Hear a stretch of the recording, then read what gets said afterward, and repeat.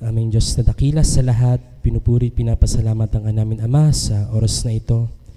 Patuloy Lord na kami nagpapasalamat sa iyong habag, biyaya, Panginoon, pag-ibig na patuloy na pinaparanas sa amin. Dalangin namin Lord na yung salita mo Ama ang dumaloy sa bawat isa. Ma-enjoy namin Panginoon ang iyong salita at ito'y magkaroon ng aral sa aming mga buhay at lakaran namin. To Lord na itong gawain ito, ikaw po ang may taas at marwalhati. Salamat po Ama sa pribilehiyong nandito kami at kami nakilala sa aming Panginoong Hesukristo. Muli, sa namin pinagkakatiwala ang gawain na ito. Purihin ka o Diyos. Sa namin binabayklat na papurit, pasalamat sa tayong pangalan ng iyong anak si Jesus. Amen. Morning po. And higit sa ating Diyos na buhay. Ang buhay ng mga mananampalataya ni Kristo ay mapalad dahil sa biyaya ng Diyos. Sila'y nakatagpo sa Diyos sa pamamagitan ng anak, ang ating Panginoong Hesukristo. Tayo binigyan ng kaalaman, karunungan, mabuhay sa mundong ito na punong-puno ng kamalian, kasamaan, kasalanan, na nakapagpapalayo sa atin sa Diyos. Tayo inibig ng Diyos sa simula pa lamang at binigay sa atin ang pag-ibig sa pamamagitan ng ating Panginoong Hesukristo. At ito'y naparanas sa atin at napaparanas din natin sa ating kapwa. Ang pag-ibig, ang kagalakan. Binigyan din tayo ng Diyos ng karunungan na alamin at ibahagi ang magandang balita patungkol sa ating Panginoong Hesukristo. At ganun din naman, binigyan tayo ng Diyos ng karunungan upang magsaway at magpatawad ng kapwa nating mananampalataya kung ito man ay nagkasala at nakagawa ng mali sa iyo. At sa umagang ito, ating pag-aaralan ang pagtutuwid at pagpapatawad sa ating kapwa mananampalataya. Ang tema pong ngayon ng ating Word of God ay ang mga mananampalataya ni Kristo na nagtutuwid at nagpapatawad ng may pag-ibig. Tayo po tumuon sa Lucas chapter 17, verse 3-4. Sabi dito, mag-ingat kayo sa inyong sarili. Kung magkasala ang inyong kapatid, sawayin mo siya, at kung siya'y magsisi, patawarin mo siya. Kung siya'y magkasala laban sa iyo ng 7 ulit sa isang araw, at 7 ulit siyang bumalik sa iyo na nagsasabi, nagsisisi ako, dapat siyang patawarin. Dito sa book ng Luke, sa Lucas ay makikita natin ang buhay ni Kristo, ang kanyang ministeryo, ang kanyang mga pangangaral sa kanyang mga alagad o disipulo. And sa chapter 17 ng Luke ay makita natin dito ang turo ni Jesus sa kanyang mga alagad. Ang pagpigil sa kasalanan, the necessity of forgiveness o pangangailangan ng pagpapatawad. Sa unang talata, sinabi ni Jesus sa mga alagad niya na mag-ingat kayo sa inyong mga sarili. Ano po ba itong mag-ingat tayo sa ating mga sarili? Pinababatid ng Panginoong Hesus sa kanyang mga alagad na kung paano ituwid ang inyong kapatid. At kung siya ay magsisi, ay patawarin mo siya. At hindi ito nalalayo ngayon sa atin sa kinakaharap ng iglesia. At paano natin magagawa iyon? O paanong proseso natin dapat kausapin ng ating kapatid na nagkamali o nagkasala laban sa atin? Sa unang puntos, number 1, ang posibilidad na magkasala ang kapatid. Pinapakita dito ng Panginoon ang kahinaan ng tao sa kanyang sarili. Dahil pwede tayong mahulog sa pagkakamali o kasalanan kung ang ating mga intensyon sa pagsasaway sa ating kapatid ay hindi nakapaloob sa utos ng Diyos. Ito yung sinasabi ni Jesus sa kanyang mga alagad. Ang panghanib o pagkakasala ng kapatid dahil sa hindi tamang pagpapayo o pagtutuwid. Ito po yung pinupoint ni Jesus Christ na maging sa ating mga nagtutuwid, nagsasaway, maging maingat tayo sa pagpapayo. Huwag tayong nakadepende sa ating mga karunungan na may limitasyon lang, kundi ipagkatiwala natin sa Diyos ang sitwasyon ng ating kapatid na nakakaranas ng kapigatian o kahit man nagkasala. Dapat sa ating mga mananampalataya ay mas makita ang pagtulong at panghikayat sa mga kapatid nating nawawala dahil sa kasalanan. And ito po yung mga dapat nating gawin kung paano natin matutulungan ang ating mga kapatid na nagkasala. Point A, tayo'y manalangin sa hakbang sa pagtutuwid. So ito, pinapakita dito yung paano natin i-approach yung ating kapatid. And sa atin, hindi tayo nakarely sa ating mga sariling pagdidesisyon o kahit man sa ganyang situation. Kailangan, bago tayo makbang sa mga decision making, pinapanalangin mo natin sa Diyos. Kahit pa sa ganitong sitwasyon. And sa B, letter B, ipinalangin natin ang kapatid na nagkasala in kanyang situation. So before that, bago natin siya kausapin, mas maiging ipinalangin din natin yung kanyang sitwasyon. Ipinalangin din natin yung hakbang natin sa kanya, yung pag-uusap. Napaka-importante nun. C, kausapin siya ng may pakumbabaang loob. May hinahon. D, intensyong makatulong at hindi para sermonan. And sometimes ito yung mga nami-misunderstood. Yung intention. And be aware lang sa atin, lalo na sa ating mga mananampalataya, na dapat yung intention natin, yung puso natin sa ating kapatid, ay dapat intention nating makatulong, maka-encourage, hindi para sermonan. Although yung sermon, minsan, kailangan yan, yung pagpapalo. But yung sinasabing sermon na pamamahiya or madi-discourage siya, mali yun. Mali yun. And yung last, yung E, ipanalangin pa rin siya. Kung ano man yung nangyari, kung ano man yung naging resulta ng pag-uusap, yung pag-uusap mo sa kapatid na yon, ipanalangin mo pa rin siya sa Diyos. And sa ganitong hakbang, makikita natin na hindi tayo nagre-rely sa ating mga sarili, kundi nagre-rely tayo o nagtitiwala tayo sa pagkilos ng Diyos. Kung napapansin nyo po ay ito ang mga kasama sa covenant ng church. Kung paano ituwid ang ating kapwa, mananampalataya. But kung ang tanong ay, paano po kung personal na nagkasala sa akin ang kapwa ko kapatid? Ito po yung pinupoint sa ating Word of God sa verse 3. Sabi sa Matthew chapter 18 verse 15, kung magkasala laban sa iyo ang iyong kapatid, pumaraon ka at sabihin mo sa kanya ang kanyang pagkakamali kapag kayong dalawa lamang. Kung pakinggan ka niya ay napanumbalik mo ang iyong kapatid. Makikita po natin dito ang pattern na binigay ng Diyos sa mga mananampalataya. Kung nagkasala ang iyong kapatid sa iyo, maiging kausapin mo siya ng diretso.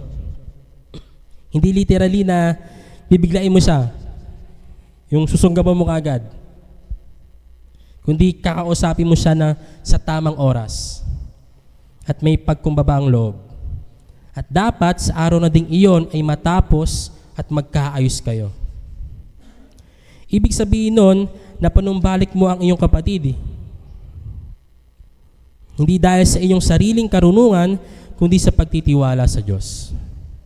Kaya napaka-importante sa bawat takbang natin ay tayo'y nananalangin sa Diyos at nagpapasiyasat. Lalo na sa mga ganitong sitwasyon. Paano naman po kung hindi kami nagkaayos o hindi maganda ang pag-uusap at nauwi sa mas lalong hindi pagkakaintindihan? Dito na po papasok ang part ng mga kapatiran o iglesia. Sabi sa Matthew chapter 18 verse 16 to 17, ngunit kung hindi siya makinig, ay magsama ka pa ng isa o dalawa, upang sa bibig ng dalawa o tatlong saksi ay mapagtibay ang bawat salita. Kung ayaw niyang pakinggan sila, ay sabihin mo sa iglesia. At kung ayaw niyang pakinggan maging ang iglesia, ay ituring mo siyang bilang isang hentil at maniningil ng buwis. Hindi ito maiwasan sa iglesia, mga ganitong situation. Na tayo bumabagsak, may kanya-kanya tayong kahinaan, and sometimes, kahit nakakilala tayo sa Diyos, tayo pa rin ay nagkakamali. Dahil alam natin ang ating espiritu ay hiwalay sa laman at tayo ngayon ay nasa laman pa rin. Kaya napakahalaga ang pag-aaral ng salita ng Diyos. Ang buhay Kristiyano na ayon sa salita ng Diyos ay dapat sinasapamuhay, nilalakaran. Napakahalaga din na lagi tayo nasa simbahan, sa church, sa iglesia. Kasi tayo nagpapalakasan. Kung tayo tinuturuan ng Biblia na mangaral, dapat alam din natin ang paglayo sa kasalanan. At isang way ng Diyos sa paglayo sa kasalanan ay ang pagtutuwid. Pagsusuway na may pag-ibig sa kapatid na nagkasala. Ang paglayo sa kasalanan ay hindi lang nakatuon sa personal mong pagkakamali. Tayo mga hinirang ng Diyos na manghikayat, mangakay, at panumbalikin ang ating mga kapatid sa pananampalataya nila sa Panginoong Jesucristo. And salamat sa Diyos sa salita niya dahil tayo ay tinuturuan niya at sa pamamagitan ng kanyang salita, alam natin ang mga hakbang na ito. Mahalaga na sa isang iglesia ang may disiplina sa doctrine, sa salita ng Diyos. At dito sa church, sa habag at biyaya ng Diyos, ang church ay may tamang pagtutuwid. May paglayo sa kasalanan at hanggat maaari tayo ay nagkakaisa sa layunin ng Diyos sa kanyang iglesia. At sa atin dito sa iglesia, kahit may mga incident na ganong nangyari, pinapakita natin ang habag. May pagpakumbabang loob, humbleness, pagpapahalaga sa kapatid at pag-ibig niya. At ito'y makikita natin sa ating Panginoong Jesucristo. Itong lahat ng pag-uugali. Ang mga ganitong bagay hindi natin kaya. Kaya natin kinakaya ang mga ganitong pangyayari dahil sa grasya lamang ng Diyos. Kung sa atin lamang mabibigo tayo, magkakasala tayo, at hindi natin kayang tulungan ang ating kapwa, dahil sa ating mga sarili pa lamang, babagsak tayo. Kaya po kung anong nangyayari sa church, ito'y pagkilos ng Diyos sa mga mananampalataya ni Kristo. Hindi sa ating mga sariling kakayanan, kundi sa pagkilos ng banal na Espiritu sa ating pananampalataya sa ating Panginoon Jesucristo at para sa Diyos lamang. Kaya ang sarap sa piling na may mga kapatid na tinutulungan ka, titulungan tayo na ituwid. Dahil ibig sabihin nun, ayaw kanyang mapahamak. Mahal ka ng kapatid mo sa pananampalataya. Kaya sabihin niyo po sa left and right, mahal kita kapatid sa pananampalataya.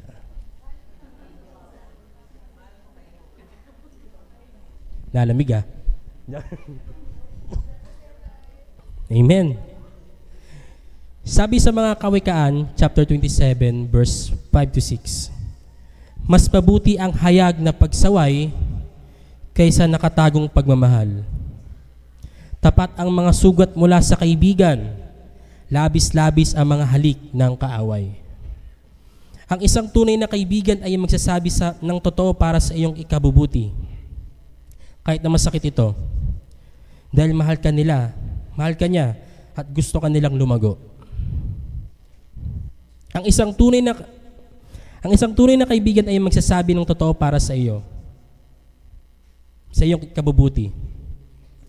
Kahit na masakit ito, dahil mahal ka niya, mahalaga ka sa kanya. Pero, ang pag-ibig na hindi ipinapahayag o itinatago ay hindi nagpapakita ng tunay na malasakit at maaaring maging mapanlinlang tulad ng mga halik ng kaaway. Tayo mga mananampalataya ni Kristo, nilikha tayo ng Diyos patungo sa katotohanan.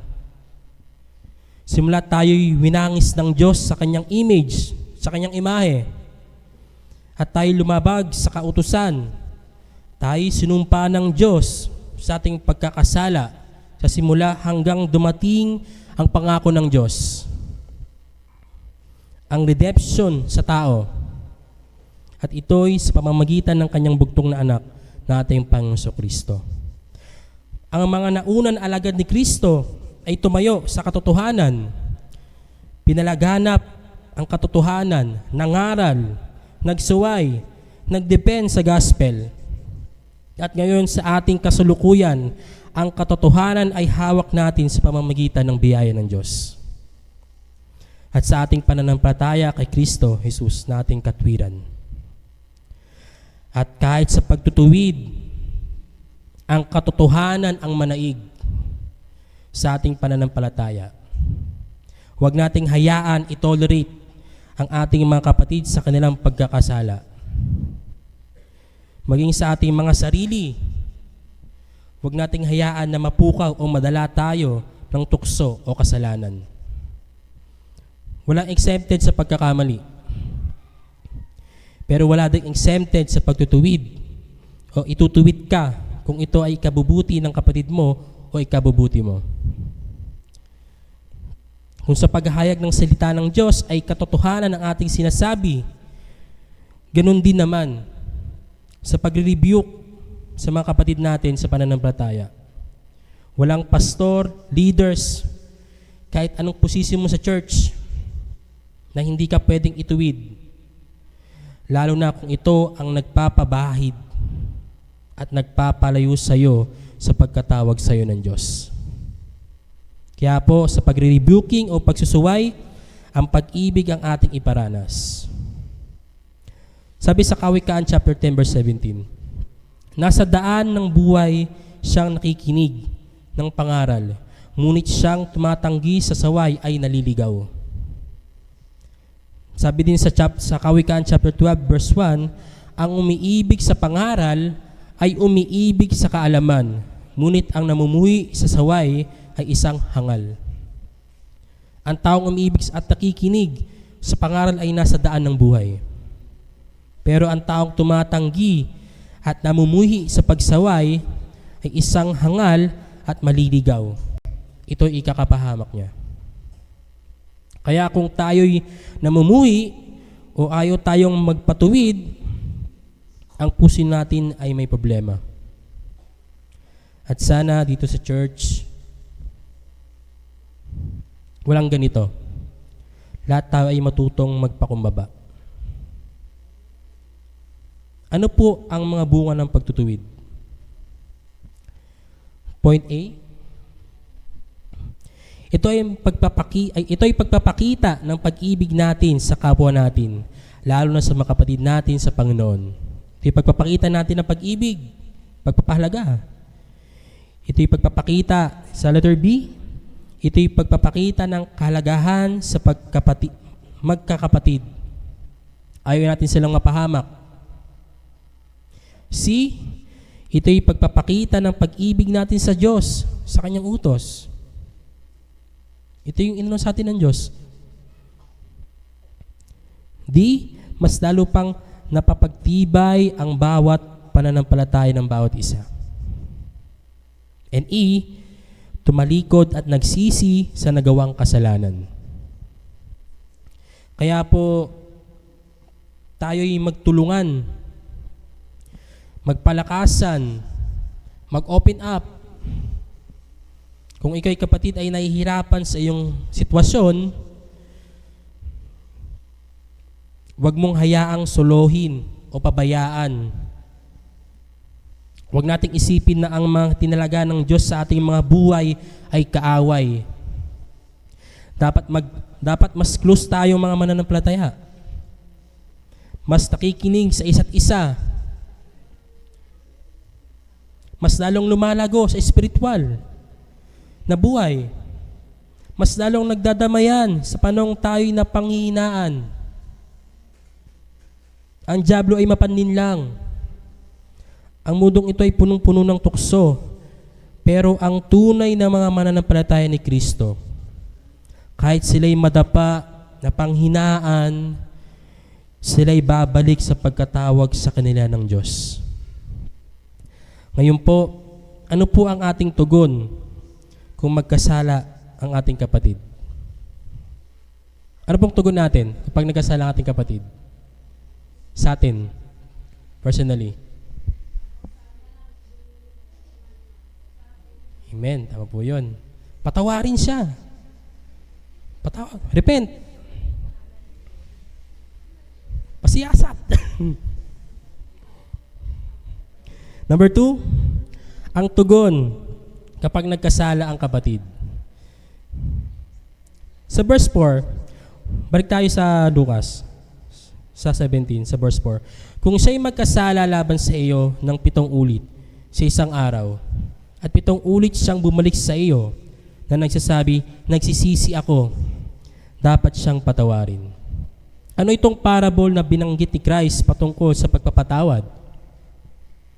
Sinasabi dito ang walang tigil na grace o walang tigil na grasya repeatedly sa pagpapatawad. Walang sawa. Ano ang gagawin natin sa kapatid nating nagkasala ng ilang beses pero still siya ay nagre-repent o nagsisisi? Ano ba ang ating tugon sa ganitong sitwasyon? Ang sagot ay, yes. Yes. Yes. Papatawarin ko siya. Dahil siya'y nagsisi.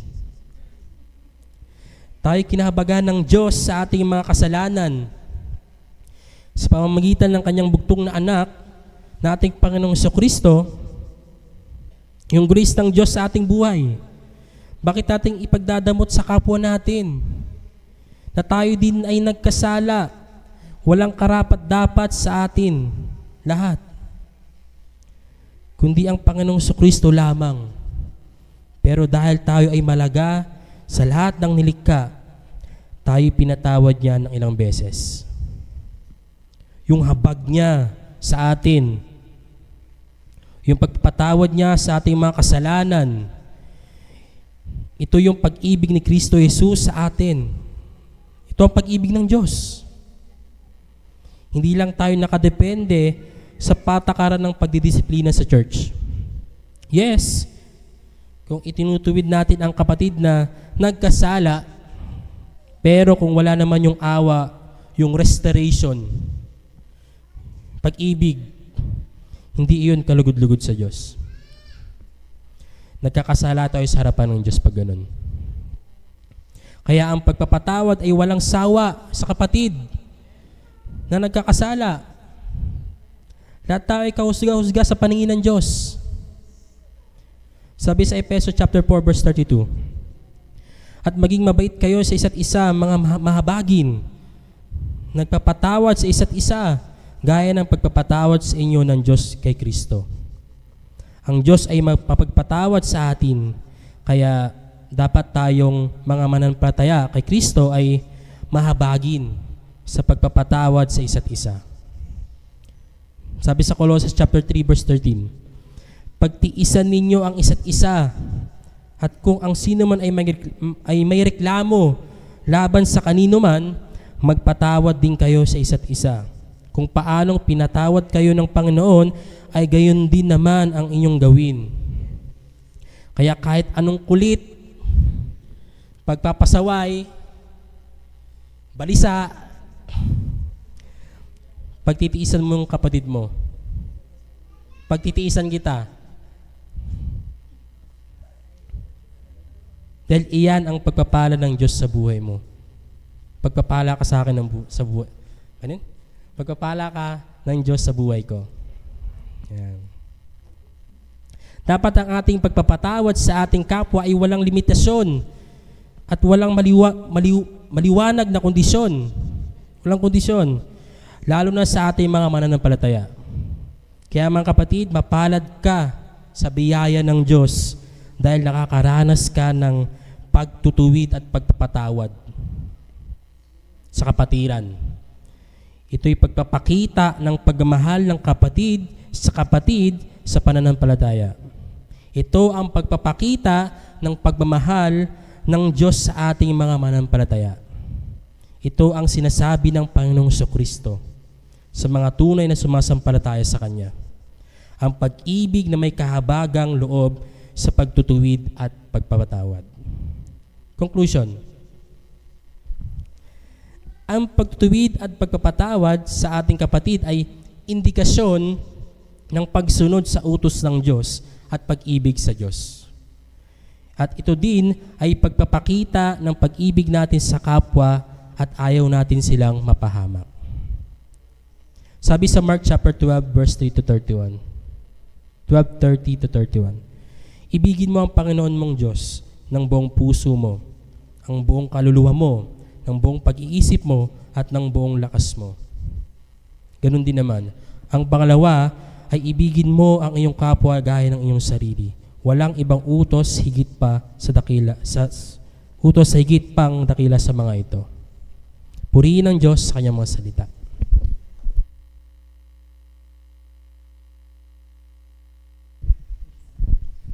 Kalimutan ko. Tayo po yung muna yung manalangin.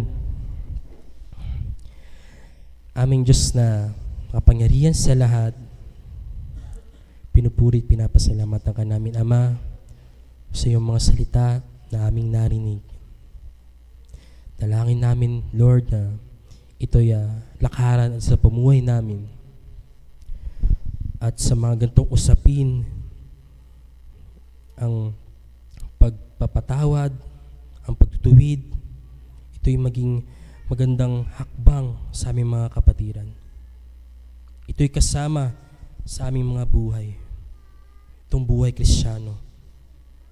Ang pagtutuwid, ang pagpapatawad. At ito'y nagagawa lang namin, Panginoon, dahil sa iyong biyaya, Ama. Salamat po, Ama, sa iyong mga salita. At patuloy, Lord, na sa gawaing ito, ikaw po ang mataas, bigyan ng parangal at kapurihan. Salamat po, Ama, sa iyo namin binabalik lahat ng papurit, pasalamat sa tanging pangalan ng iyong anak na si Jesus. Amen.